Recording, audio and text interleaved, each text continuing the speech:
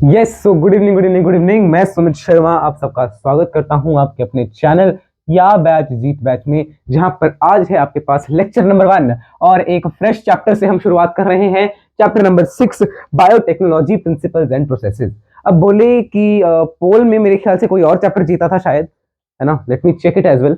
एक बार मैं चेक भी करके आपको बताता हूँ कौन सा था जो जीता था पोल में, है ना, ताकि मुझे भी थोड़ा आइडिया रहे कि क्या क्या चल रहा है पोल में, है ना। तो मैंने डाल तो यही दिया था कि यही वाला चैप्टर स्टार्ट करेंगे हम, ठीक है ना। तो पोल में जीता कौन सा था? एक तो मेरे वन शॉट बोले थे आपने, बट वन शॉट नहीं आ पाएंगे, आई एम रियली सॉरी, है ना। वन शॉट मैं बनाऊंगा, जरूर बनाऊंगा। और 41 वोट्स में से 37% वोट्स मिले थे ह्यूमन हेल्थ को, बट मैंने बायोटेक्नोलॉजी क्यों बना रहा हूँ? बिकॉज उसको 27% वोट मिले हैं और वो मेरा भी मन था। एंड सेकेंडली अगर मैं बात कर रहा हूँ टेलीग्राम की, तो उस पर भी मेरे ख्याल से उस पर तो वो जीत ही नहीं रहा था, उस पर बायोटेक्नोलॉजी और एवोल्यूशन थे, है ना। तो इसीलिए मैंने बायोटेक्नोलॉजी को चुन लिया, जो दोनों साइड थोड़ा सा ठीक ठाक में था, है ना।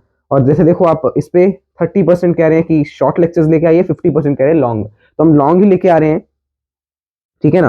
And if you talk about that biotechnology, तो वहां पे 44 जो है परसेंट लोग ऐसा कह रहे थे कि बायोटेक्नोलॉजी। अब मुझे ये नहीं पता कितने में से, मेरे ख्याल से 4 बच्चे कह रहे थे वहां पे, है ना, टेलीग्राम पे। तो ये तो मैंने लिख के देख लिया कौन सा मार्केट चल रहा है कौन सा नहीं। तो मैं कुछ चीजें लिख के लेके आया हूँ, बाकी सब कुछ लिखूंगा खुद से यहीं पे आपके सामने, है ना। स्टार्ट करेंगे नया चैप्टर, बिकॉज पिछले चैप्टर की भारी भरकम जो है पोथी वो हमने कर ली है, बना ली है, लिख ली है नोट्स, है ना। तो उसके बाद हम नया चैप्टर स्टार्ट करते हैं। चैप्टर नंबर 6 है हमारे चैनल पे, बायोटेक्नोलॉजी प्रिंसिपल्स एंड प्रोसेसेस। ना सबसे पहले अगर मैं बात कर रहा हूं तो आपको ये भी मत देखो, अभी आप क्या देखो, बायोटेक्नोलॉजी। बायो का मतलब क्या होता है पता है ना सबको? बायोलॉजी का मतलब लिविंग साइंस कह लो, है ना। तो जो भी लिविंग ऑर्गेनिज्म को यूज करने की टेक्नोलॉजी है, टेक्निक्स है, उसको हम किस में कंसिडर कर रहे हैं? बायोटेक्नोलॉजी में कंसिडर कर रहे हैं। यानी कि सीधी सी बात, लिविंग ऑर्गेनिज्म से हमें कुछ चाहिए, उसको हमें यूज करना है बस, उससे, लिविंग ऑर्गेनिजम्स से, राइट। ऑलराइट, तो यही है क्या बायोटेक्नोलॉजी। एक मिनट, ये बड़ा हुआ मार्कर, ये वाला भी चलता होगा। अब देखो इसीलिए मैं इस पे बनाता नहीं, मार्कर ही ढूंढते रह जाओ कौन सा चलता है कौन सा नहीं चलता, ठीक है। तो ये डेफिनेशन में लिख के लेके आया हूं मोटा मोटी, क्या है? Branch of biology which deals with using living organisms for biology products, या for their products which are useful for us, which are useful for us, जो हम यूज करेंगे, not only a single human being, but पूरे humans के लिए, या पूरे humans की ही बात करते हैं ना हम तो ज्यादातर, उनके लिए कारगर है या उनके लिए बेनिफिशियल है ना। तो उसी को हम क्या बोलेंगे? बायोटेक्नोलॉजी बोलेंगे, ठीक है ना। तो अब एक फेडरेशन है, European Federation of biotechnology. Biotechnology को मैं ज्यादातर ऐसे लिखूंगा, बायोटेक लिखूंगा, ठीक है, तो आप समझ जाना, है ना। तो EFB, ये फुल फॉर्म आपको याद रखनी है, रिमेंबर दिस फुल फॉर्म, ये फुल फॉर्म याद रखनी है। आगे सब कुछ मैं लिखूंगा खुद यहीं पे आपके सामने, बिकॉज मैंने कहा इतनी देर लिखो, फिर इतनी देर समझाओ, फिर बार बार फोटो खींचने जाओ, इतना तो, इतना नहीं हो पाएगा। ये तो फिर मेरे ख्याल से शॉर्ट लेक्चर्स की जगह लॉन्ग ही लेक्चर्स बन जाएंगे, उसमें भी सब कुछ लिखा हुआ पहले से आपको मिल रहा है, तो that will be wrong for you as well and for me as well. तो EFB क्या कह रही है, यूरोपियन फेडरेशन ऑफ बायोटेक्नोलॉजी क्या कह रही है, ये तो रट्टे मारने वाली चीजें हैं। The integration of natural science, natural science का बताइए आपको, है ना, एंड ऑर्गेनिजम्स, मतलब हम नेचुरल साइंस, नेचर को यूज कर रहे हैं, ऑर्गेनिजम्स को यूज कर रहे हैं, ऑर्गेनिजम्स के सेल, सेल की जगह आप उसके पार्ट्स यूज कर रहे हो, एंड मॉलिक्यूलर एनालॉग्स, मतलब उनका DNA, RNA, genetic material use कर रहे हो, किसके लिए? प्रोडक्ट्स और सर्विसेज के लिए। बायोटेक्नोलॉजी उसी को हम बोलते हैं। यही है जिंदगी का नाम, नहीं, चलती का नाम जिंदगी, या जिंदगी का नाम चलती, I don't know what to say, right. तो इसकी प्रिंसिपल्स देखते हैं। मेन चैप्टर आपका यहां से स्टार्ट हो रहा है यार, अभी तो इंक डाली। दो कोर टेक्निक्स होती हैं बायोटेक्नोलॉजी की, थोड़ा सा लिख के लेके आऊं, बाकी सब नहीं लिख के लेके आया, ठीक है ना, बाकी तो आपके सामने लिखूंगा। तो टेक्निक्स की अगर मैं बात कर रहा हूं, तो पहले यहां पे है genetic engineering and second is chemical engineering. It's not about जेई लोगे तो आपको ये वाली इंजीनियरिंग करने को मिलेगी, नहीं। जेनेटिक इंजीनियरिंग का मतलब, जेनेटिक आपको नाम से पता चल रहा है, और इंजीनियरिंग मतलब कोई ना कोई, जैसे पता है इंजीनियर क्या बेले बैठे होते हैं, तो कभी कुछ कर रहे होते हैं कभी कुछ। अभी मैंने कल परसों एक शॉर्ट्स देखा, तो एक इंजीनियर था शायद, है ना, वो कहता है मेरी सामने वाली खिड़की में एक चांद का टुकड़ा रहता है, पता नहीं क्यों रूठा रूठा रहता है, तो उसने पता नहीं क्या कोडिंग बोर्डिंग, हम तो ना जाने, कोडिंग बोर्डिंग करके उसको मैसेज भेजा है। इतना क्या करना, व्हाट्सएप पे भेज देते जो भी भेजना था, चलिए वो उसकी मर्जी। पर देखो इसी को क्या कहा हमने, जेनेटिक इंजीनियरिंग। ये तो इंजीनियरिंग होगी ना, किसी चीज को यूज किया तोड़ मरोड़ के, है ना। बट जेनेटिक इंजीनियरिंग में तो जेनेटिक DNA को, RNA को यूज किया हमने तोड़ मरोड़ के, that's what we call as genetic engineering. देखो इसलिए मुझे ये चीज जो है व्हाइट बोर्ड वाली पसंद नहीं है, बट स्टिल अगर आप कहते हो तो मैं करता हूँ। बट देखो यही चीज है ना, अब इतने मैं हर बार चेंज थोड़ी करता देखूंगा। क्या यार, ठीक है ना। जेनेटिक इंजीनियरिंग में मतलब क्या यूज कर रहे हो, हम डीएनए आरएनए यूज करेंगे। अल्टर द केमिकल, नहीं केमिकल नहीं है ये, केमिस्ट्री है। Alter the chemistry of genetic material. Genetic material कौन से पढ़े आपने, DNA RNA. And introduce into the host cell, याद रखनी है ये चीज, होस्ट सेल अभी समझाऊंगा मैं। And change the host phenotype, मतलब अब इसको मैं यहां पे समझाता हूं आपको थोड़ा सा। आपकी एनसीईआरटी क्या कहती है, जेनेटिक इंजीनियरिंग में जो स्टार्टिंग के कुछ पैराग्राफ है ना इंट्रोडक्शन वाले, वहीं पे ये लिखा हुआ है कि हम क्या करते हैं, हम क्या करेंगे कि एक क्या करेंगे, एक डीएनए से पहले तो हम आरडीएनए बनाएंगे, मतलब रिकॉम्बिनेंट डीएनए बनाएंगे। सबसे पहला स्टेप हमारा क्या है, डीएनए से आरडीएनए बनाना, ये एक स्टेप है। अगर मैं इसको 3 स्टेप्स में क्लासिफाई करूंगा, डीएनए से आरडीएनए बना दिया। सेकंड, अब हमने ये आरडीएनए जो बन गया इसको हम क्या करेंगे, क्लोन करेंगे, क्लोनिंग ऑफ आरडीएनए। मतलब जैसे आरडीएनए बन गया, रिकॉम्बिनेंट डीएनए बोलते हैं इसको। मतलब ऐसा कह लो कि हमने एक डीएनए था जो हमें चाहिए था, है ना, उसको हमने किसी वेक्टर के डीएनए में डाल दिया। अब वो वेक्टर क्लोनिंग करवा सकता है उसकी, और क्लोनिंग से फिर उसको ट्रांसफर कर देंगे हम, तो वेक्टर नहीं प्लाज्मिड कह लो, है ना, ट्रांसफर कर देंगे into the host cell, host cell में ट्रांसफर। ये आपके 3 मोटा मोटी स्टेप्स लिखे हुए हैं आपकी एनसीईआरटी में जेनेटिक इंजीनियरिंग के बारे में। मतलब पहले आप डीएनए को चेंज करोगे आरडीएनए में, समझाऊंगा सब चीज। अच्छा, कहीं भी आपको कुछ चीजें दिखे, फॉरेन डीएनए या एलियन डीएनए, तो आप उसको क्या मानोगे कि डिजायर्ड डीएनए है ये, है ना। बताऊंगा क्या है मतलब इसका, इसको आप क्या कंसिडर करके रखोगे, डिजायर्ड डीएनए। 1 मिनट यार, मैं जरा वीडियो को पॉज करके ना इनके अंदर सबके अंदर लिंक डालूंगा, और गुस्सा आ रहा है थोड़ा सा। Yes, now we are again continuing. इसमें मैंने इंक तो भर दी है, थोड़ी देर इसको यहीं पे रखते हैं, तब तक मैं ये भी आपको देख लेता हूँ ना, इतने सारे पढ़े हैं, ये भी चलता है कोई क्या। अब देखना इसका मतलब क्या है डिजायर्ड डीएनए का, ध्यान से सुनिएगा और ध्यान से समझिएगा, यहाँ ये चल रहा है देखो। अब डिजायर्ड डीएनए का मतलब क्या है, जैसे मान लीजिए हमने जो आर डीएनए बनाना देखना है ना, सबसे पहले ये था, आपको मैं बताऊंगा, सैल्मोनेला टाइफीम्यूरियम में, है ना। तो वो हम बाद की बात देखेंगे, है ना, वो बाद में देखेंगे, आज ही के लेक्चर में कवर करेंगे। बट क्या होता है, जैसे मान लीजिए ये एक डीएनए है जो कि फॉरेन डीएनए है, फॉरेन डीएनए, इसका एक्सप्रेशन है, अब कोई जीन का आपने पढ़ा, एक्सप्रेशन होता है कोई ना कोई, है ना। मान लो इस फॉरेन डीएनए में, इस फॉरेन, अब ध्यान से सुननी है ये बातें, अब ये सब भूल जाओ कि आपको ये नोट करना है, नोट बाद में कर लेना जब मैं पॉज करवाऊंगा वीडियो, है ना। तो मान लो ये सेगमेंट जो है डीएनए का, ये क्या कर रहा है ना, इस डीएनए को किसी मान लो ऐसा कर रहा है कि इसको टेम्परेचर के लिए रेजिस्टेंस बना रहा है। मतलब मान लो कि ये किसी ऑर्गेनिज्म का डीएनए है, और उसके डीएनए के इस सेगमेंट के कारण वो ऑर्गेनिज्म 45 डिग्री तक सर्वाइव कर सकता है ना। तो अब एक हमारे पास दूसरा ऑर्गेनिज्म है जिसको हमने क्या कहा, होस्ट सेल। दूसरा ऑर्गेनिज्म है होस्ट सेल, ये उसका डीएनए बना दिया मैंने, है ना, तो उसका न्यूक्लियस और ये उसका डीएनए मान लो, होस्ट सेल का डीएनए। एनसीईआरटी के ऑर्डर से चलेंगे, होस्ट सेल का डीएनए। अब इसको आपको इसके अंदर लेके आना है, इस डीएनए के सेगमेंट को जो कि 45 डिग्री झेल सकता है, या जो कि इस ऑर्गेनिज्म को 45 डिग्री झेलवा सकता है, उसको आपने होस्ट सेल में डालना है। और अब अगर मैं बात कर रहा हूं नॉर्मली, होस्ट सेल मान लीजिए 30 डिग्री सेल्सियस तक झेल पा रहा है, उसके बाद डेड हो जा रहा है ना। तो अब आप यही चाहोगे कि हमने इस डीएनए की मदद से, इस सेगमेंट को, हम डीएनए के इस सेगमेंट को इसके अंदर डाल दें। अब इसके अंदर डाल दिया तो ये इनहेरिटेबल भी होना चाहिए, है ना, ये रेप्लिकेट करे तो ये वाला पार्ट भी रेप्लिकेट होना चाहिए। तो हम इसीलिए कुछ पर्टिकुलर सीक्वेंसेस ढूंढते हैं इसमें, जिनका नाम होता है ओराई, ओरिजिन ऑफ रेप्लिकेशन। आपने पढ़ा है पिछले चैप्टर में, सब कुछ समझाऊंगा मैं, अभी थोड़ा सा बस आपको वेट करना पड़ेगा। आपके दिमाग में सारी खिचड़ी बन चुकी होगी, सब कुछ समेटूंगा और सब कुछ समेट पाऊंगा भी, है ना। ध्यान से सुनिएगा, अभी जेनेटिक इंजीनियरिंग थोड़ी सी समझा रहा हूँ मोटा माटी, बाद में डिटेल में हम सब चीजें कवर करेंगे, है ना। तो इस डीएनए के सेगमेंट से मुझे ये चीजें कट करके ये क्या है, फॉरेन डीएनए या डिजायर्ड डीएनए। डिजायर्ड डीएनए मतलब जो मुझे चाहिए, है ना, यही चाहिए ना मुझे। तो ये डिजायर्ड डीएनए है या फॉरेन डीएनए है या एलियन डीएनए है, तो मुझे इसमें कट लगाना पड़ेगा।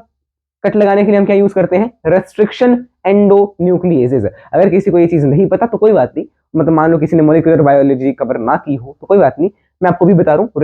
रेस्ट्रिक्शन एंडोन्यूक्लिएजेज एक ऐसे एंजाइम्स हैं जो कि डीएनए को कट कर सकते हैं बीच से, है ना। तो ये कट हो गया, अब इसके अंदर जोड़ना है तो कैसे जोड़ोगे? मान लो मैं इसका डीएनए बना दिया, ये is it visible to you पूरा का पूरा, है ना? हाँ सब दिख रहा है, सब दिख रहा है। तो जो डिजायर्ड जीन था उसको मैंने लाल से दिखा दिया, ये देखो, ये आपका डिजायर्ड जीन कह लो या डिजायर्ड डीएनए कह लो। अब इसको आपको इसके अंदर डालना है। सबसे पहले आप क्या करते हो, इसको डालने से पहले, बिकॉज अगर आपने इसको कट कर लिया है ना, कट कर लिया तो इसकी आपके पास कई सारी कॉपीज होनी चाहिए। क्यों? बिकॉज अगर आप एक ही कॉपी से काम करोगे या एक ही इससे काम करोगे तो हो सकता है कि आपका काम पूरा फुलफिल ना हो पाए या पूरा सक्सेसफुल ना हो, है ना, कहीं बीच में कुछ अड़चन आ जाए, है ना, या इस डीएनए को डैमेज हो जाए, ये डीएनए जो आपने कट किया डैमेज हो जाए किसी ना किसी कारणवश। तो अब इसको डैमेज से बचाना है, वो तो आप नहीं कर पाओगे, है ना, डैमेज तो होगा ही होगा, कभी ना कभी तो हो ही सकता है ना। तो इसको आप क्या करोगे, क्लोनिंग करवा लोगे इसकी, इसको एम्पलीफाई कर लोगे, इसको क्लोन कर लोगे, मतलब इसी की कॉपीज बनवा लोगे। और इसकी कॉपीज बनवाने के लिए आप यूज करते हैं प्लाज्मिड डीएनए। तो पहले आप इसको, ये प्लाज्मिड डीएनए है ना, प्लाज्मिड डीएनए, ये प्लाज्मिड है मान लीजिए, ये भी सर्कुलर डीएनए मान लो, प्लाज्मिड आपने पढ़ा है। तो ये प्लाज्मिड डीएनए है, आपने इसको इसके अंदर डाल दिया। अब इसको आपने इसके अंदर डाल दिया तो जब ये रेप्लिकेट करेगा, जब ये रेप्लिकेट करेगा तो ये वाली डीएनए के भी कई सारे सेगमेंट्स आ जाएंगे, है ना। अब ये जो प्लाज्मिड है ये किसका होना चाहिए, एक वेक्टर का होना चाहिए। वेक्टर मतलब वेक्टर के प्लाज्मिड में आपने इसको डाला, अब वेक्टर का प्लाज्मिड जब जब रेप्लिकेट करेगा साथ में ये वाला सेगमेंट भी रेप्लिकेट करेगा, इसकी आपको कई सारी क्लोन्स मिल जाएंगी, कई सारी कॉपीज मिल जाएंगी, है ना। अब ये जो है वेक्टर, ये अटैक करेगा होस्ट सेल पे और इससे क्या होगा, ये जो डीएनए का सेगमेंट था ये होस्ट के अंदर चला जाएगा। तो होस्ट के अंदर अब ये वाला डीएनए सेगमेंट चला गया। अब अभी आपको घबराने की आवश्यकता नहीं है। जब इस चैप्टर के 5-6 लेक्चर जितने भी होंगे उनको पूरा देख बैठेंगे, आपको सब समझ आ जाएगा। थोड़ा सा आपको हो सकता है खिचड़ी बन जाए अभी के लिए, बट सब समझ आ जाएगा। तो ये आ गया आपके पास ये वाला डीएनए इसके अंदर, है ना। और इसको यहाँ तक लेके आने के लिए आपको यहाँ पे कट लगाने पड़ेंगे, है ना। तो कट लगाने के फिर से क्या यूज करोगे, रेस्ट्रिक्शन एंडोन्यूक्लियेसिस। और इसको जोड़ने के लिए क्या यूज करोगे, लाइगेसिस। नाम नोट करते जाना, है ना। मैंने वैसे तो करवाए हुए हैं ये, कहाँ पे, मॉलिक्यूलर बेसिस ऑफ इनहेरिटेंस वाले चैप्टर में, बट स्टिल दोबारा बता रहा हूँ, वहां पर एप्लीकेशन में हमने ये सब चीजें कवर करी हैं, इसीलिए मैं थोड़ा सीक्वेंस में चल रहा था, है ना। तो ये यहाँ से कट किया, फिर से हमने यहाँ पे लगा दिया, सिंपल एज दैट। तो ये जो बना, ये क्या बना, आर डीएनए। आर डीएनए मतलब recombinant DNA, recombinant DNA, this is what we call as recombinant DNA. तो इसको नोट करो, यही है आपका जेनेटिक इंजीनियरिंग, पूरा आपको यही पढ़ना है। देखो पहले हमने क्या बनाना है, डीएनए से आरएनए, मतलब ऐसा कह लो पहले हमने डीएनए को आइसोलेट कर लिया, ऐसा लिख लो, डीएनए से आरएनए तो बाद में बनेगा, नहीं तो पूरा स्टेप हो गया डीएनए से आरडीएनए बनाना, नॉट आरएनए, है ना। डीएनए को आइसोलेट कर लिया आपने, ये देखो डिजायर्ड डीएनए, कौन सा, डिजायर्ड डीएनए या फॉरेन डीएनए या एलियन डीएनए, उसको आपने क्या कर लिया, अलग कर लिया। अलग करने के बाद उसको एक क्लोनिंग वेक्टर में डाल दिया। अभी आप ये मत समझो कि ये कैसे डाला, क्या डाला, वो आपको अभी नहीं समझना। अभी आपको क्या समझना है कि एक डीएनए का सेगमेंट था जो मुझे अच्छा लगा, तो मैंने उसको अलग कर लिया रेस्ट्रिक्शन एंडोन्यूक्लियेसिस की मदद से, और उसको मैंने डाल दिया क्लोनिंग वेक्टर के अंदर। कैसे डाला, कब डाला, किस तरह डाला, वो हम सब पढ़ेंगे आगे, टेक्निक्स में पढ़ेंगे यार। आप एनसीईआरटी खोल के तो देखो उसमें क्या क्या दिया हुआ है। पहले तो आपको ये सब बेसिक समझाया है, फिर उन्होंने कहा मशीनरी बता देते हैं कौन कौन सी यूज होगी, फिर उन्होंने टेक्निक बताई है ना। तो उसी ऑर्डर में चलेंगे हम भी, है ना। फिर क्या, इसको हमने वेक्टर में डाल दिया, वेक्टर क्या करेगा, इसको क्लोन कर देगा। आपको अभी के लिए ये नहीं पता करना कि कैसे करेगा, बट कर देगा, बस ये पता करना है अभी के लिए, क्लोन कर देगा। इससे कॉपीज मिल जाएंगी इसकी। अब इसकी कॉपीज मिल गई, तो इसकी कॉपीज जब मिल गई तो वेक्टर से हम अटैक करवा देंगे होस्ट सेल पे, है ना। और वो कैसे करवाएंगे, वेक्टर से अटैक करवा रहे हैं तो वेक्टर इन्फेक्ट क्यों नहीं कर रहा, अटैक हो रहा है ना, इन्फेक्शन क्यों नहीं हो रही, फिर हमें वो बात की बात है। तो ये होस्ट सेल जो था, होस्ट सेल मतलब जिसके अंदर हमें वो चाहिए डिजायर्ड जीन, है ना, इसके अंदर चाहिए थी, तो इसके अंदर उसने अटैक किया, इसमें एंडोन्यूक्लियस ने कट लगाया और इस पार्ट को इसके अंदर जोड़ दिया, इस पार्ट को जोड़ दिया। अब जो ये बना ये है आरडीएनए, यानी रिकॉम्बिनेंट डीएनए, रिकॉम्बिनेंट डीएनए। आपको जेनेटिक इंजीनियरिंग में पूरा कुछ यही सब पढ़ना है, बस डिटेल में पढ़ना है कि जैसे डिजायर्ड डीएनए कैसे कट करोगे, है ना। अब डिजायर्ड डीएनए में अगर आपने रेस्ट्रिक्शन एंडोन्यूक्लियस मिक्स कर दिया तो वो कई जगह कट लगा देगा, कई जगह कट लगा दिया, तो उन सब कटेड पार्ट्स को आप सेपरेट कैसे करोगे, जेल इलेक्ट्रोफोरेसिस पढ़ोगे, है ना। फिर जेल इलेक्ट्रोफोरेसिस के बाद आप ये पढ़ोगे कि वेक्टर में क्या क्या होना चाहिए, है ना, वेक्टर में क्या क्या होना चाहिए, कौन सा वेक्टर हम चूज कर सकते हैं, कौन सा वेक्टर चूज नहीं कर सकते, है ना। फिर वेक्टर में हम वेक्टर के बाद आरडीएनए कैसे बनाएंगे।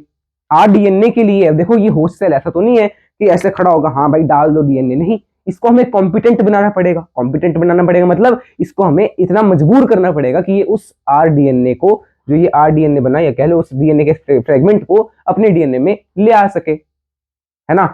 तो this is the whole procedure of genetic engineering, है ना। कोई गलती चूक भूल चूक हो गई हो तो क्षमा करिएगा, माफ करिएगा। अब आगे चलते हैं और डैश डैश डैश, अगर कुछ भी बोलना है बस। Bio process engineering, bio process engineering का क्या मतलब है अब देखना। बायो प्रोसेस इंजीनियरिंग का मतलब, इसको आप क्या कहते हो, केमिकल इंजीनियरिंग भी कहते हो। केमिकल इंजीनियरिंग, इसमें क्या होता है ना, हम क्या कर रहे हैं, वी आर जब हम ये सब कर रहे हैं तो हमें एक स्टेराइल एनवायरनमेंट चाहिए। स्टेराइल एनवायरनमेंट मतलब वो एनवायरनमेंट जिसके अंदर कोई भी और बैक्टीरिया हमारी मर्जी के अलावा कोई और बैक्टीरिया ग्रो ना कर सके। तो ये देखो, मेंटेनेंस ऑफ स्टेराइल एनवायरनमेंट, है ना। That means microbial free ambience. Microbial free ambience मतलब माइक्रोब्स ना आ सके, ऐसा एनवायरनमेंट बनाना है। इसको बोलते हैं केमिकल इंजीनियरिंग या बायोप्रोसेस इंजीनियरिंग। इसका रिजल्ट क्या होगा, जो हम चाहेंगे वही वाले बैक्टीरिया ग्रो कर पाएंगे। Only a particular microbe which we need. जैसे मान लो हमें वेक्टर चाहिए तो वेक्टर को ही ग्रो करवाना है ना, उसी की ग्रोथ अलाउड है ना। This is what we call as bioprocess engineering, है ना। Bioprocess engineering, and I hope so and I believe so ये आपको क्लियर हो गई है। तो विद दिस हमने मेरे ख्याल से एक डेढ़ पैराग्राफ तो पढ़ ही लिया होगा एनसीईआरटी का। इसको नोट कर सकते हैं, फिर हम आते हैं आगे। Yes, so I hope. अच्छा यार एक मिनट रुको, इसको दिख तो रहा नहीं ऊपर का, अब दिख रहा है बट अब नीचे वाला नहीं दिख रहा। अब सब कुछ ही दिख रहा है, अब दिख रहा होगा I think so, I hope and believe so. नहीं यार इतना ठीक है, नीचे मैं लिखूंगा नहीं इससे ज्यादा नीचे, ठीक है ना, वो मैं हटा दूंगा, वहां पे लाइन मार लेंगे। समझ गया ना मतलब है, ठीक है ना। तो I hope so this is clear to you. एक बार मैं इसकी पिक्चर क्लिक कर लेता हूँ दोबारा से, ताकि अब हम, हाँ ठीक है यहीं पे है। अच्छा ये वाला क्यों यूज करिए, तो व्हाइट बोर्ड का, ग्रीन बोर्ड का है, तो हम ये वाला यूज कर लेते हैं। अच्छा तो मैं दोनों कहीं भी यूज कर लेता हूँ, बट ऑफ कोर्स स्टिल हम कुछ भी बोलना है मुझे बस, ठीक है ना। अच्छा अब क्वेश्चन क्या आता है हमारे मन में, जनरल एक आम आदमी, उसका मतलब गरीब आदमी है ना, बेचारा आ गया है पढ़ने, है ना, मेरे जैसा। क्या यार क्या पढ़ते हैं, एनसीईआरटी पढ़ लेते हैं। तो उसके दिमाग में एक क्वेश्चन आएगा कि अरे यार मेरी बात तो सुनो, हम इतना प्रोसीजर कर क्यों रहे हैं।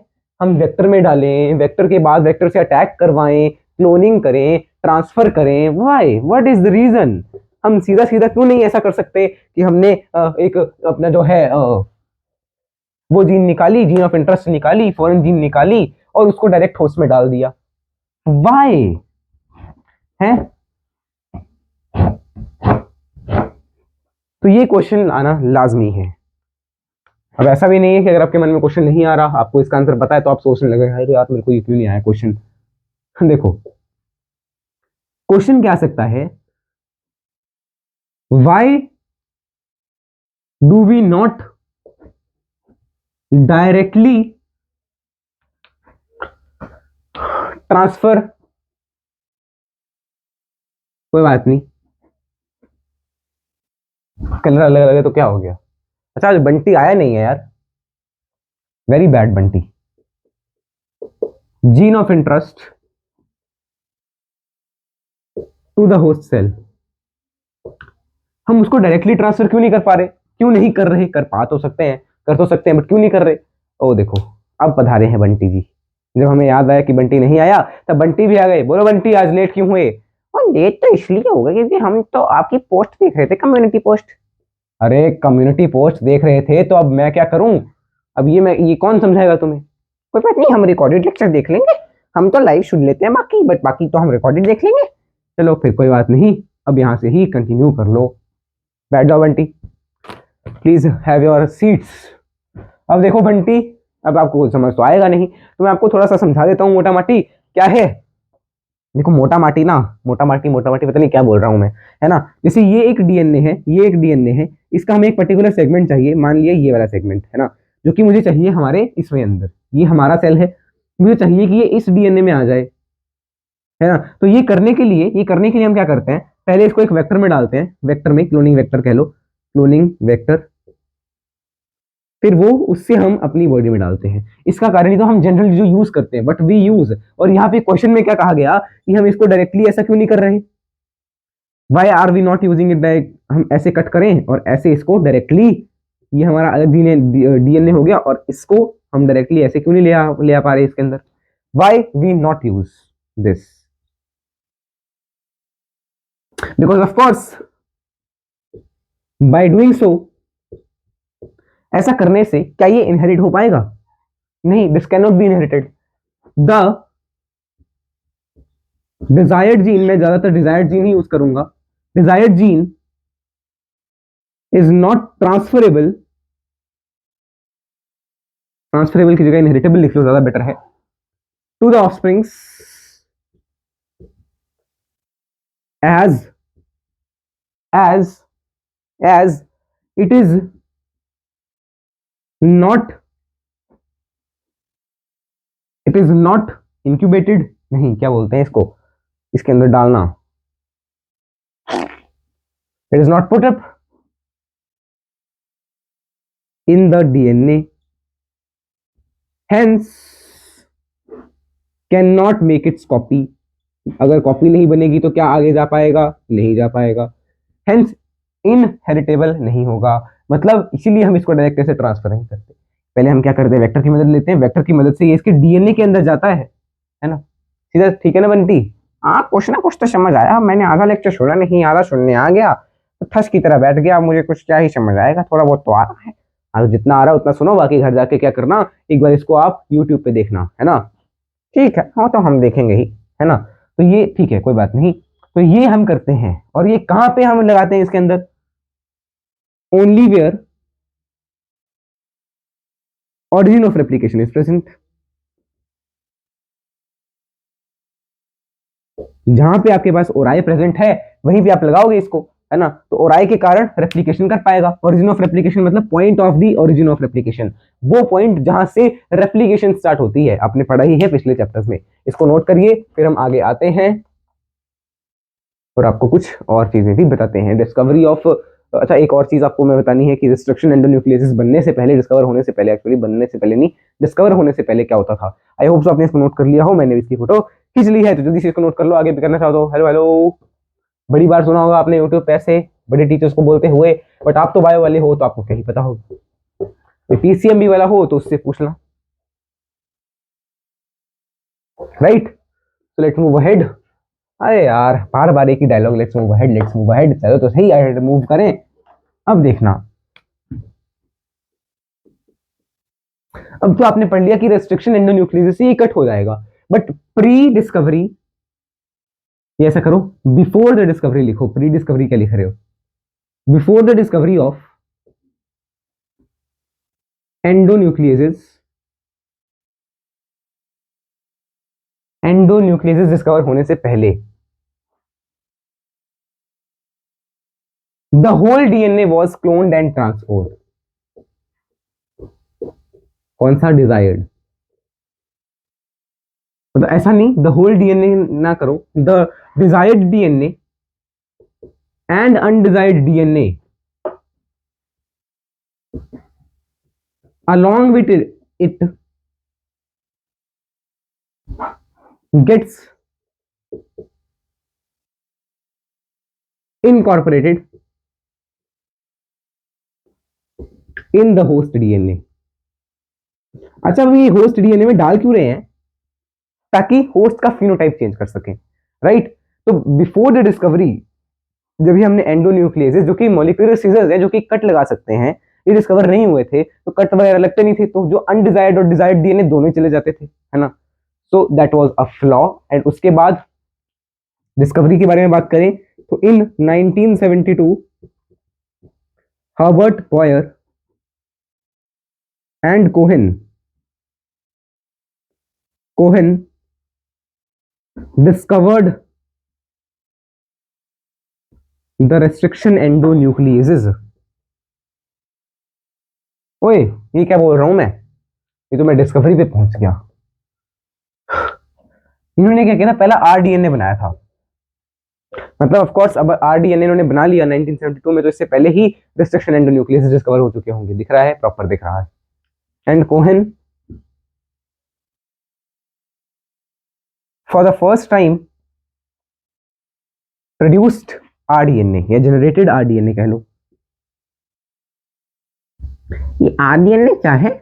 आरडीएनए मतलब रिकॉम्बिनेंट डीएनए, वो डीएनए जिसके अंदर हमने एक सेगमेंट डाला है फॉरेन डीएनए का, है ना? तो अब ये कैसे बनाया इन्होंने, उसकी तरफ हम थोड़ी सी आंख घुमाते हैं, है ना। अब ये कैसे बनाया गया वो देखना, है ना। दे वर्कड ऑन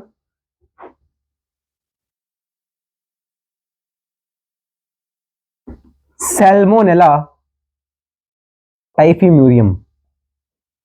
ये कौन सी बीमारी है? ये बीमारी नहीं, एक बैक्टीरिया है, सैल्मोनेला टाइफीम्यूरियम। क्योंकि ये क्या है, नाम है तो हम इसको अंडरलाइन करेंगे, बिकॉज ये बॉटनिक नेम है या कह लो साइंटिफिक नेम है, तो इसको अंडरलाइन करके लिखोगे ना। अच्छा कितना टाइम हो गया जरा हमें चेक कर रहे हैं। Oh my God, it's 25 minutes. चलिए कोई बात नहीं, देखते हैं। 30 to 45 मिनट्स का ही एक लेक्चर में रखूंगा, ज्यादा नहीं पढ़ेंगे, ज्यादा नहीं पढ़ेंगे। इज इट वर्किंग और नॉट? तुमने क्या किया, सैल्मोनेला टाइफीम्यूरियम में क्या किया, एक प्लाज्मिड था, प्लाज्मिड, उसका डीएनए कट करके डाल दिया। प्लाज्मिड आई होप आपको पता हो, सर्कुलर डीएनए होता है ना। तो उन्होंने क्या किया, ये प्लाज्मिड है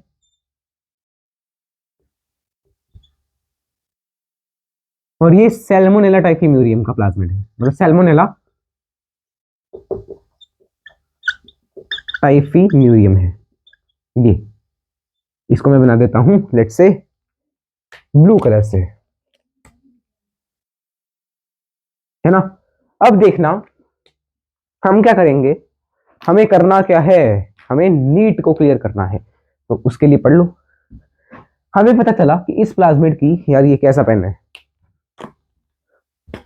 इस प्लाज्मिड की ये वाली जो जीन है, ये वाला जो डीएनए का सेगमेंट है, this is antibiotic resistance gene, antibiotic resistant.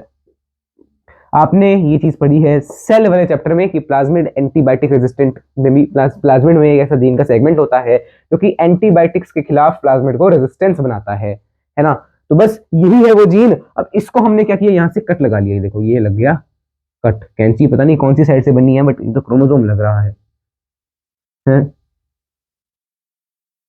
यहाँ अब थोड़ी कैंची लग रही है ये। चलो मैं ऐसे ही बनाता हूँ सिंपल, है ना। ये लग गया कट, ये कट लग गया, इसको हमें इसके अंदर डालना है ना।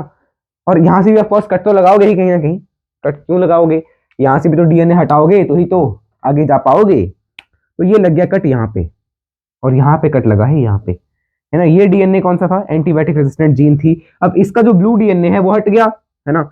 नाउ हमने क्या किया, एक तो यार ये कलर का झंझट बड़ा पड़ जाता है ना इसमें, मैं सिंपल यही, इसीलिए मैं क्या कहता हूँ कि मुझे व्हाइट बोर्ड पे पढ़ाना ज्यादा बेटर लगेगा, ग्रीन बोर्ड पे पढ़ाना ज्यादा बेटर लगेगा। अब ये आ गया, और इसमें क्या जोड़ दिया हमने, इसमें हमने जोड़ दिया यानी प्लस कर दिया एंटीबायोटिक रेजिस्टेंट जीन को, ये ठीक है। तो हमें क्या मिला, ऑफ कोर्स हमें क्या मिलेगा, आरडीएनए।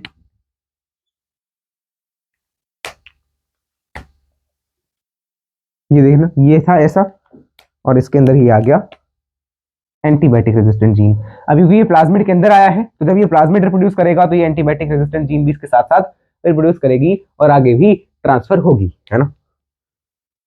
ये कह रहे जब ये डीएनए जो है करेगा रिप्रोड्यूस, तो आगे ये वाली जीन भी ट्रांसफर होगी। दिस इज व्हाट, आरडीएनए, है ना। तो ये सैल्मोनेला टाइफीम्यूरियम में हमने क्या किया, एक प्लाज्मिड लिया, उसका एंटीबायोटिक रेजिस्टेंट जीन हमने इस प्लाज्मिड में डाल दी। इस प्लाज्मिड डालने के बाद हमें मिला आरडीएनए, है ना, रिकॉम्बिनेंट डीएनए मिल गया। अब this recombinant DNA will be resistant to the antibiotics.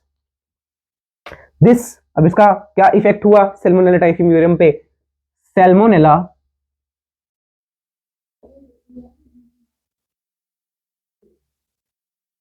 टाइफीम्यूरियम becomes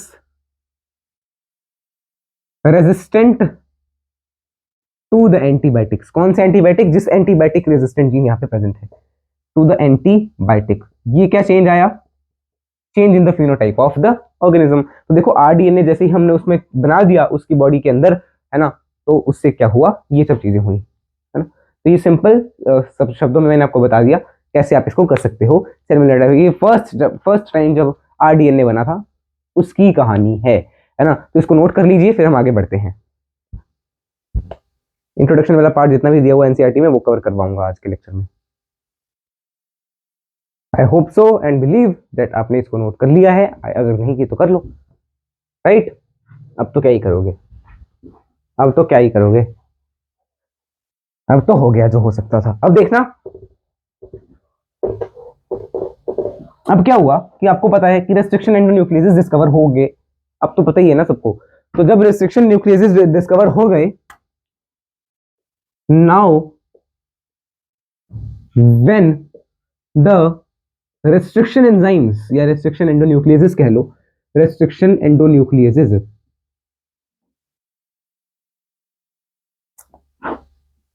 are with us, comma, we can make the cut at a DNA segment, make cuts in DNA segment at desirable places, at desirable places। तो ये तो सबको पता ही है। Then after this, इसके बाद क्या करोगे, इसके बाद क्या करोगे, ये जो आपने कट लगा दिया इसको आप क्या करोगे, एक वेक्टर प्लाज्मिड में यूज करोगे, है ना। We can,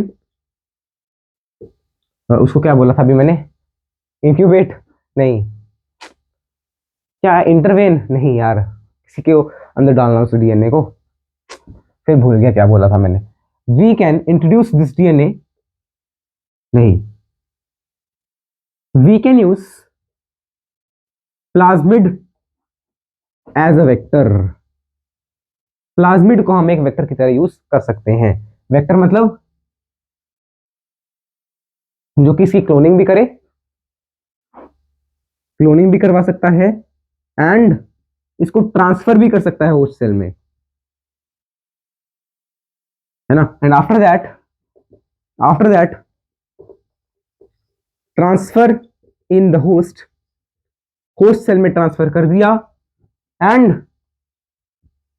host cell will maintain it. मतलब अभी वेक्टर का जो प्लाज्मिड वगैरह था ये सब चला गया होस्ट सेल में, द न्यूली अपीयर्ड कह लो यार, क्या कहूं मैं इसको, अब उसको क्या बोलते थे यार जो मैंने अभी अभी कहा, इंट्रोड्यूस नहीं, इंटरवेन्ड नहीं यार, किसी चीज के साथ लगा देना, द न्यूली इंट्रोड्यूस्ड डीएनए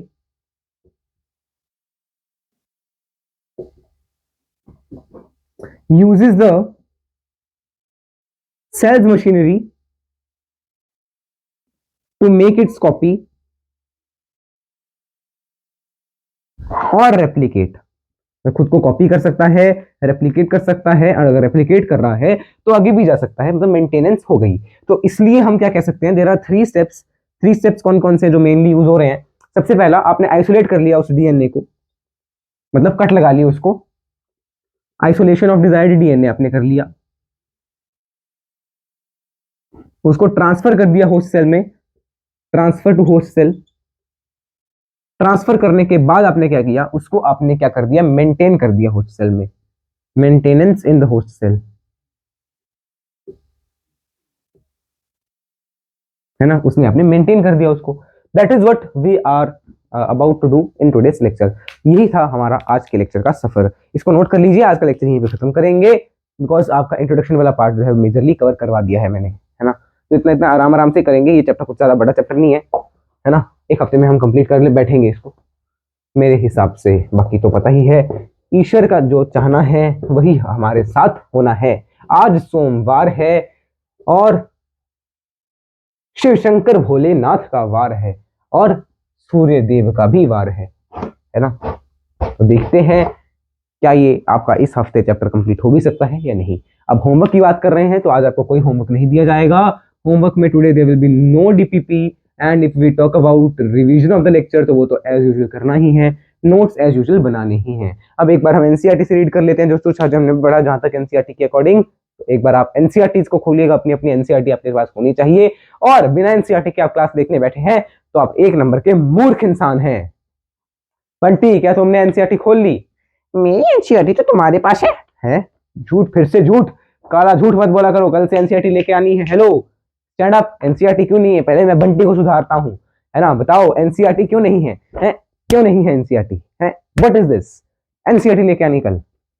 अब देखिए हम अपनी एनसीईआरटी खोलते हैं, अब इसको रोने देते हैं थोड़ी देर। अरे बंटी, ये क्या हो गया, ये तो लाइट ही चेंज हो गई रे, हमें व्हाइट लाइट चाहिए। ग्रीन लाइट रेड लाइट कहाँ गया, हाँ ये देखिए। तो सबसे पहले हम आ गए, पेज नंबर है आपके पास 190, 91, 92, 93, 193, 193, 193 page number, biotechnology principles and processes. तो देखिएगा, biotechnology deals with techniques of using live organisms और enzymes from organisms to produce products and processes useful to humans. In the sense making curd, bread, wine, ये सब क्या है, microbe mediated processes हैं। ये भी बायोटेक्नोलॉजी के ही अंडर आप मान सकते हो। However it is used in restricted sense, but ये इतना एडवांस्ड बायोटेक्नोलॉजी नहीं है, हम इसमें कुछ ऐसा तो नहीं कर रहे जैसा हमने अभी पढ़ा कि बायोटेक्नोलॉजी में क्या क्या करेंगे। अब हम क्या करेंगे, जीएमओज बनाएंगे, जेनेटिकली मॉडिफाइड ऑर्गेनिजम्स बनाएंगे, जिसके अंदर वो आरडीएनए आ गया, उसको क्या बोलेंगे, जीएमओ। वो अब मॉडिफाई हो गया ना जेनेटिकली, है ना, that is why GMO, genetically modified organism. यहाँ पे लिख लो, to achieve the same on the large scale. Further many other processes या techniques are also included under biotechnology, जैसे इन विट्रो फर्टिलाइजेशन हो गया, test tube baby gene and using it, developing DNA vaccine बनाना, ये सब क्या है, इसी के अंदर आता है। तो ये इतना आपको डिटेल में जो चीजें करनी है वही करवाऊंगा ना। अब देखना आगे दिया हुआ, EFB, European Federation of biotechnology, has given a definition of biotechnology that encompasses both traditional view and modern molecular biology, जो पहले कर रहे थे और जो आज कर रहे हैं, उन दोनों को वो इंक्यूबेट करके रखता है ना, इनकम्प्राइज करके रखता है। इंक्यूबेट पता नहीं क्यों याद आ रहा है मेरे को आज। The integration of natural science and organisms, cells, their parts of and molecular analogs यानी DNA, RNA for the products and services is called biotechnology। अब यहाँ पे देखो एक पिक्चर बनी है हर्बर्ट बॉयर की। तो ये हर्बर्ट बॉयर कौन है, जिन्होंने क्या किया था, जिन्होंने एक प्लाज्मिड, आपने पढ़ी ना अभी, आरडीएनए बनाया, how to take out plasmid from a cell, ये बताया, और उस प्लाज्मिड को ट्रांसफर कैसे करेंगे दूसरे सेल्स में, ये बताया था, है ना। मोस्ट पॉपुलर वेक्टर जो हम यूज करते हैं वो कौन सा है, प्लाज्मिड वेक्टर है, जो कि मैंने आपको अभी बताया भी। प्रिंसिपल्स देखना, टू कोर टेक्निक्स हैं, genetic engineering techniques to alter the chemistry of genetic material DNA and RNA to introduce these into the host cell and thus change the phenotype of the host cell। Next second है biochemical engineering या chemical bioprocess engineering या chemical engineering. इसमें क्या है, maintenance of sterile या microbial contamination free ambience in the chemical engineering processes to enable the growth of only desire. वही है कि सिर्फ हमें अपने चाहिए, जो हम जिन्हें हम चाहें सिर्फ वही ग्रो करें, मतलब नेपोटिज्म कह लो, और बाकी ग्रो ना करें। ऐसा स्टेराइल ऑर्गेनिज्म, हमें स्टेराइल ऑर्गेनिज्म नहीं, स्टेराइल जो है हमें वातावरण को बनाना है, स्टेराइल एनवायरनमेंट बनाना है। देखना आगे बढ़ो, यू प्रोबेबली अप्रिशिएट, ये सब छोड़ दो, नीचे आइएगा, असेक्सुअल रिप्रोडक्शन जहां पे लिखा हुआ है बिल्कुल कॉर्नर से, asexual reproduction preserves the genetic information while sexual reproduction permits variation. पता है ना। ट्रेडिशनल हाइब्रिडाइजेशन टेक्निक्स जो पुरानी होती है before the development of restriction endonucleases includes traditional hybridization procedures used in plants and animal breeding were often lead to inclusion and multiplication of undesirable genes along with the desired genes। वही कहा कि अगर restriction endonuclease ना बने हो तो undesirable और desirable gene दोनों ही आपके चले जाते हैं। Techniques of genetic engineering which include the creation of rDNA, gene cloning and gene transfer overcome this limitation. तो इससे क्या होगा, अब हमने आरडीएनए बना दिया तो उसके लिए हम कट वगैरह लगा रहे हैं, और कट वगैरह किसकी मदद से लगा रहे हैं, रेस्ट्रिक्शन एंडोन्यूक्लियस की मदद से। तो इससे क्या हो गया, सिर्फ हमें डिजायर्ड सेट ऑफ जीन ही जा रहा है अगले ऑर्गेनिज्म में। अब देखो यहाँ पे लिखा हुआ है, do you know the likely fate of a piece of DNA which is somehow transferred into the alien organism, most likely this would not be able to multiply itself in its progeny, है ना। यही मैंने आपको बताया था कि हम इसीलिए इसको पूरा उसके डीएनए के अंदर इंक्यूबेट करके आते हैं, इंक्यूबेट फिर से इंक्यूबेट, इनकॉर्पोरेट, फिर याद आ गया। आप देखो, अब देखना, most likely this would not be able to multiply itself in the progeny cells, but when it gets integrated into the genome of the recipient it may multiply and get inherited along the host DNA। इसीलिए मैंने आपको जो question लिखवाया था वो इसी चीज से रिलेटेड था। This is because the alien piece has become a part of the chromosome which has the ability to replicate। मतलब अब इसके पास ओराई है। In a chromosome there is a specific DNA called origin of replication which is responsible for initiating replication, Orai. Therefore for multiplication of any alien DNA it need to be a part of the chromosome which has a specific sequence called orai।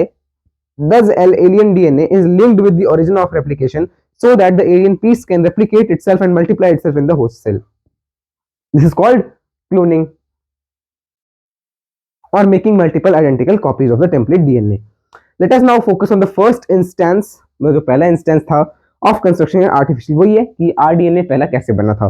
The construction of the first RDNA emerged from the possibility of linking a gene encoding antibiotic resistance with a native plasmid autonomously replicating circular extrachromosomal DNA of Salmonella typhimurium। हमने क्या किया, एक antibiotic resistance gene ली और उसको हमने native plasmid, मतलब उसी की तरह एक प्लाज्मिड था किसका, सैल्मोनेला टाइफीम्यूरियम का, उसमें अंदर उसके अंदर हमने डाल दिया उसको कट करके। Stanley Cohen and Herbert Boyer accomplished this in 1972, याद रखना है, by isolating the antibiotic resistant gene by cutting out a piece of DNA from the plasmid which was responsible for conferring antibiotic resistance। तो एक plasmid था, उसमें से हमने वो वाला जीन निकाल दिया जो कि क्या कर रहा था, उसको रेजिस्टेंस दे रहा था, और वो हमने सैल्मोनेला टाइफीम्यूरियम में लगा दिया, चिपका दिया। Cutting of DNA is possible with the discovery of restriction endonucleases. अच्छा, यहाँ पे मैंने एक चीज नहीं बताई आपको डीएनए लाइगेसेस के बारे में, तो वो मैं आपको अगले लेक्चर में बताऊंगा, ठीक है ना। मॉलिक्यूलर सीजेस रेस्ट्रिक्शन एंजाइम्स, रेस्ट्रिक्शन एंजाइम्स क्यों नाम पड़ा आगे देखेंगे। द कट, आगे मतलब कल देखेंगे। The cut piece of DNA was then linked with the plasmid DNA, उसको हमने प्लाज्मिड के साथ लिंक कर दिया। This plasmid DNA act as vector to transfer the piece of DNA attached to it. अब ये क्या करेगा, वेक्टर की तरह उसको आगे ले जाएगा। जैसे आपने पढ़ा मॉस्किटो वेक्टर, पढ़ा तो नहीं है बट पढ़ोगे, मॉस्किटो वेक्टर मलेरिया में होता है या डेंगू में होता है ना। You probably know that mosquito is an insect vector, तो वैसे ही ये क्या है, प्लाज्मिड वेक्टर है, ठीक है ना। Plasmid can be used as vector to deliver an alien piece of DNA into the host organism. Linking of antibiotic resistance gene with the plasmid vector became possible with the DNA ligase. तो अपने जब जोड़े थे ना arrow लगा के, वो जुड़े कैसे होंगे, लाइगेजेस की मदद से, है ना। पढ़ोगे आगे, मैं कल के लेक्चर में ये लिखवाऊंगा। लाइगेसेस क्या होते हैं, जैसे आपने पढ़ा रेस्ट्रिक्शन एंडोन्यूक्लियसेस या रेस्ट्रिक्शन एंजाइम है मॉलिक्यूलर सीजर, वैसे लाइगेसेस क्या है, molecular glues, right, which act on cut DNA and join their ends. This makes a new combination of circular autonomously replicating DNA बन गया, एक ऐसा DNA बन गया जो रेप्लिकेट भी कर सकता है, और हमने कहाँ बनाया, लेबोरेटरी में बनाया, that is called rDNA, recombinant DNA, right? When this DNA is transferred into E. coli, हमने यहाँ पे एग्जांपल मान लिया कैसे, कि अगर हमने E. coli में उसको डाल दिया, एक बैक्टीरिया क्लोजली रिलेटेड जो सैल्मोनेला के बिल्कुल क्लोजली रिलेटेड है ना, it could replicate using the new host's DNA polymerase and make multiple copies। फिर हमने क्या किया, जैसे वेक्टर था तो उसको हमने ई कोलाई में डाल दिया, फिर ई कोलाई में डालने के बाद हमने उसको ह्यूमन में डाल दिया, तो ई कोलाई यहाँ पे क्या कर रहा है, क्लोनिंग का काम करवा रहा है, क्लोनिंग कर दी उसने, फिर हमने उसको जिसके अंदर डालना था उसके अंदर डाल दिया। एंटीबायोटिक रेजिस्टेंस क्लोन हो गई, कई सारी बन गई, है ना। हेंस हमें क्या चीजें पता चली, बेसिक स्टेप्स कौन से हैं, identification of DNA with desirable gene, है ना, उसको इंट्रोड्यूस कर देना into the host and maintain करना उसकी प्रोजेनी और ट्रांसफर, है ना।